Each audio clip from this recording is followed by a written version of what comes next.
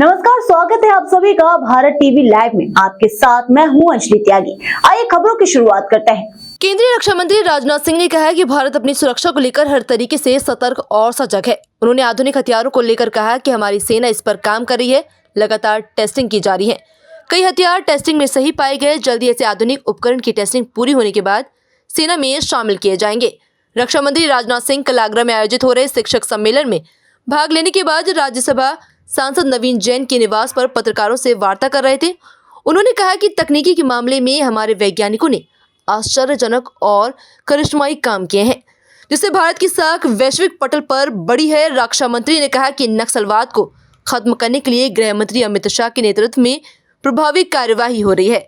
हमारे अर्धसैनिक बल और राज्य की सुरक्षा एजेंसियों के साथ सामंजस्य बनाकर काम कर रही हैं। देश में नक्सलवाद को जड़ से खत्म करने के लिए केंद्र राज्य सरकारों के साथ एक साथ कदम से कदम मिलाते हुए नक्सलवाद को खत्म करने का प्रयास कर रहे हैं। तकनीक पर तो लगातार काम चल रहा है, रिसर्च और इनोवेशन पर डिफेंस में बहुत ही तेजी के साथ काम चल रहा है और उसके परिणाम भी आने प्रारंभ हो गए और कई वेपन्स ऐसे हैं जिनमें कि नई टेक्नोलॉजीज का प्रयोग हुआ है और टेस्टिंग के बाद वो बहुत ही सही पाए गए हैं और उनकी उपयोगिता है।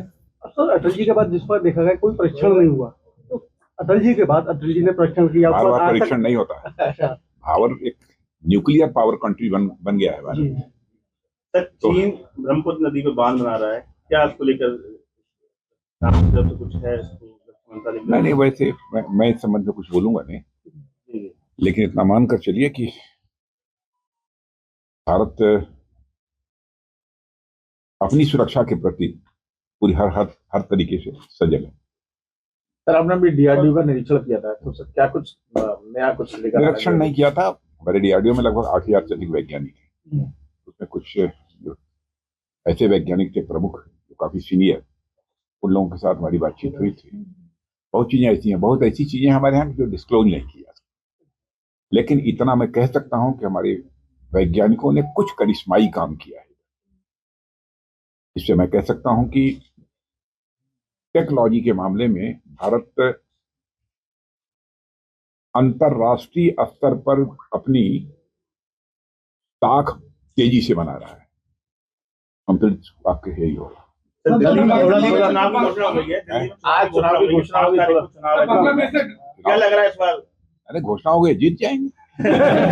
बांग्लादेश ने ड्रोन तैयार किए, तैयार कर दिए बॉर्डर पर। अरे ड्रोन फोन की चिंता मत करिए। सर, केजरीवाल के सीजफायर पर बांग्लादेश का जो माहौल, भाई जिस देश का प्रधानमंत्री इतना ताकतवर हो, सर्जिकल स्ट्राइक एयर स्ट्राइक हो जाए, अब ड्रोन की बात। जब बीजेपी विपक्ष में थी तब चीन के कब्जे से भूमि मुक्त कराने की बात क्या करती थी?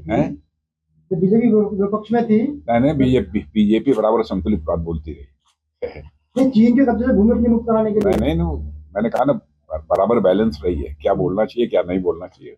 बीजेपी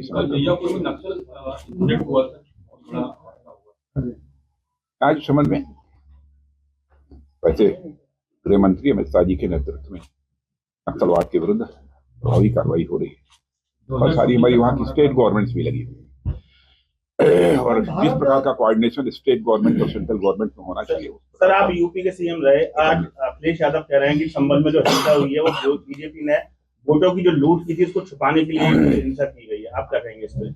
अखिलेश यादव कह रहे हैं संबल में हिंसा हुई है वो बीजेपी ने जो वोटों की लूट की थी उसको छुपाने के लिए। सबके स्टेटमेंट पर कमेंट नहीं दिया जाता।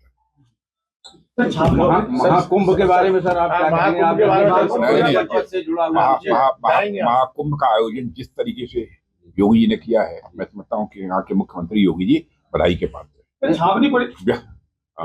उसमें एक प्रश्न और जो ऐड हो गया है कि साहब गैर एक संप्रदाय जो मुस्लिम संप्रदाय के लोगों का जाना प्रतिबंधित किया जाए, तो इस बारे में ये मुझे जानकारी नहीं है। क्या ये सोशल मीडिया में काफी, सोशल मीडिया में कुछ भी चल सकता है। तो भारत रक्षा क्षेत्र में कब तक आत्मनिर्भर हो जाएगा?